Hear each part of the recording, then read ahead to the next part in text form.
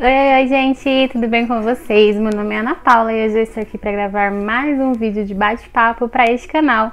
Mas antes da gente ir pro vídeo, já se inscreva no canal se você ainda não é inscrito, deixa o seu like, comenta, compartilha esse vídeo com seus amigos pra gente ajudar o canal a crescer. Então é isso e vamos lá pro vídeo!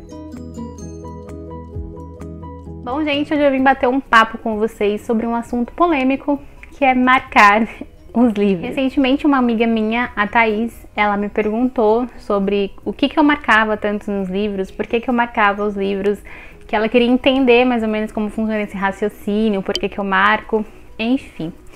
E é uma polêmica porque tem gente que considera livro uma preciosidade, como eu considero, tá? Eu considero meus livros uma preciosidade. Eu tenho muitos ciúmes dos meus livros, eu acho que eu tenho mais ciúmes dos meus livros do que do meu marido. Então, pra mim é uma preciosidade, sim, mas ao mesmo tempo eu descobri que quando a gente marca, que quando a gente escreve, que quando a gente coloca nossas impressões no livro, a gente se relaciona mais, a gente se conecta mais com a história. Eu não marco os meus livros desde sempre.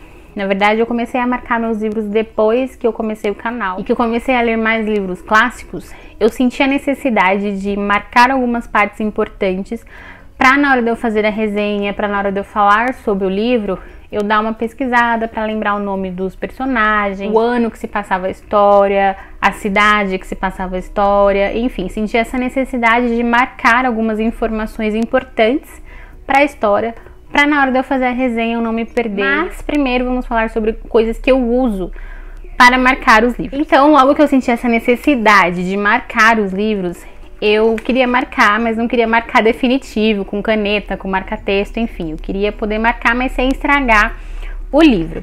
E aí, dando uma pesquisada, eu descobri essas flags, que são marcadores, tá vendo? Tem várias cores. E eles são transparentes e são de plástico. Não é de papel, tá vendo, ó? Você dobra assim, não rasga. Não é de papel, eles são de plásticos. E são transparentes. Isso aqui custa mais ou menos uns R$7, dependendo da papelaria que você comprar. Vem mais, é porque o meu já tá acabadinho. Quando você coloca no livro, você marca a frase, deixa um pouquinho pra fora e você consegue ler o que tá embaixo e você não marca o livro permanentemente, porque depois é só você tirar o papel e pronto. Como, por exemplo, aqui em Ana Karenina. Você coloca a flag e você ainda consegue ler o que tem embaixo. E fica mais fácil de você localizar uma passagem importante, enfim, que você quer reler. Então comecei usando essas flags, porque aí eu marcava, depois se eu quisesse tirar, eu tirava, apesar de que como tem uma colinha, pode ser que dê uma gastadinha na página por conta dessa colinha. Mas é uma ótima alternativa se você quer marcar o livro, mas não quer marcar definitivamente. Tem também esses post-its de papel, meu também tá super acabado. Se você quiser escrever alguma coisa, porque aqui nesse não dá pra escrever, porque ele é de plástico. Então, se você quiser escrever, você escreve no post-it, arranca e cola no livro. Então, você não vai precisar anotar no seu livro. Como, por exemplo, eu fiz aqui em Memórias Póstumas de Brás Cubas. Eu queria marcar algumas coisas, só que eu ainda tenho muito receio de usar caneta nos meus livros. Então, eu escrevi no post-it e colei. Se eu quiser tirar depois, é só eu arrancar, tá? Então, você pode fazer isso também. Nós temos os marca-textos, que você marca a frase, né, que você queira, só que aí já é mais definitivo, né? Você marcando com marca-texto não vai sair mais. Aqui, por exemplo, em Memórias Póstumas de Brás Cubas também, eu marquei bastante com marca-texto. Esses dois aqui eu comprei numa cartelinha, acho que com 5 ou 6, eu acho que deve ter sido R$10, não são caros também. Eles são tons pastéis, então eles são mais clarinhos. Mas mesmo assim, alguns livros eu tinha receio de usar por medo de passar para a folha de trás, né? Porque tem algumas folhas de livros que não são tão grossas. Então, na hora que você passa, borra a página de trás. E aí eu descobri esse marca-texto aqui de gel. Ele é de gel, tá vendo? Ele é como se fosse um lápis, ele vai desgastando, tá? Mas ele é bem grandinho. E ele, você pode marcar em folha de bíblia com ele, que não passa para a página de trás. Aqui é a minha leitura atual, Sol da Meia-Noite, e eu estou usando ele, porque essa página da Intrínseca, linda, maravilhosa, parece folha de bíblia, tá vendo? Dá pra você ver atrás. Então, se eu usasse esse marca-texto aqui, ia passar tudo pra folha de trás, porque a folha é muito, muito fina. Então eu uso esse marca-texto de gel e não passa pra folha de trás, tá vendo? Não passa nada pra folha de trás. Ele é um pouquinho mais caro. Um desse aqui é uma média de R$9, que é a média que você compra 4 desses outros marca-textos, mas você pode marcar bíblia, você pode marcar folha fininha, você pode marcar em qualquer coisa que não vai manchar, não vai passar pra folha de trás. Então, ultimamente eu tô usando mais esse aqui. Esses aqui eu ainda uso quando eu vejo que a folha é resistente. Anotações eu faço com lápis nos livros. Quando eu vou usar caneta, eu escrevo no post-it, escrevo e colo o post-it. Quando eu quero anotar alguma coisa, fazer um comentário, enfim, no livro eu uso lápis mesmo, um lápis normal, lápis de escrever. E outra descoberta recente que eu fiz também foram esses post-its aqui bem fininhos. Ele você marca só a linha que você quer do livro e ele marca especificamente, tá vendo? Eu vou colocar lado a lado a diferença deles. Eu acho que esse aqui dá uns 3 desses fininhos. Além de que rende mais, né? Esse daqui eu comprei na Daiso. Eu só achei na Daiso até hoje, não achei em outro lugar. Eu acho que foi R$7. Eu gosto mais de marcar com esse porque ele deixa bem especificado a linha que você quer marcar. Esse aqui é mais grosso, mas eu usei muito mais esse aqui eu descobri recentemente. Então agora eu vou falar pra vocês qual é o meu critério que eu uso pra marcações. Quando eu comecei, eu usava só uma cor de post-it por livro pra combinar com a capa. Então aqui é na Cariene, na capa é azul, eu usei só flags azuis. Eu usei 2 laranjas, que foram coisas que me destacaram muito. Então eu coloquei só pra dar um destaque. Mas eu usava sempre a mesma cor. Então, por exemplo, eu marco coisas importantes pra história quando é um clássico. Quando são livros contemporâneos, não, porque é mais fácil de lembrar da história. Então, quando é um clássico, eu marco fatos importantes, como o nome dos personagens, a época em que se passa a história, quantos anos o personagem tem em cada fase, o nome dos lugares pelo qual o personagem passa, enfim, coisas importantes para uma resenha, né? Para eu falar sobre o livro para vocês. Marco também frases ou que me impactaram, ou que me tocaram, ou que me fizeram pensar. Marco coisas fofinhas, declarações de amor, frases românticas. Marco tudo isso. Livros de romance, eu também costumo usar a mesma cor até hoje, tá? Uma cor que combine com a capa. E eu marco muito menos, porque, por exemplo, aqui é um romance de época, mas é uma história escrita, né, contemporânea. Então, assim, eu marco só frases. Frases que me tocaram, declarações de amor, momentos muito impactantes da história. Depois eu posso querer reler, ou então que são tópicos principais, assim, momentos chaves da história. Esses dias eu tava limpando a estante e tem um livro de fantasia que eu amo muito, que é Corte de Névoa e Fúria, tá vendo que tem algumas marcações.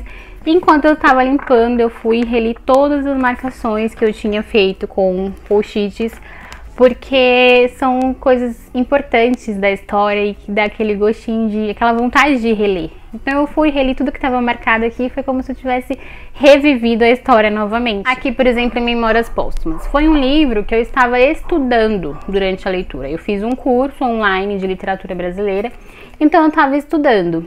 O que eu fiz? As informações do curso sobre a obra, eu escrevi aqui de caneta nesses post-its. Então aqui são informações que estavam no curso sobre determinado ponto do livro. Eu marquei para futuramente, quando eu for ler, outra pessoa for ler, ter esse complemento, que é como se fosse uma nota de rodapé. E aí aqui eu fiz como se fosse uma legenda no final do livro.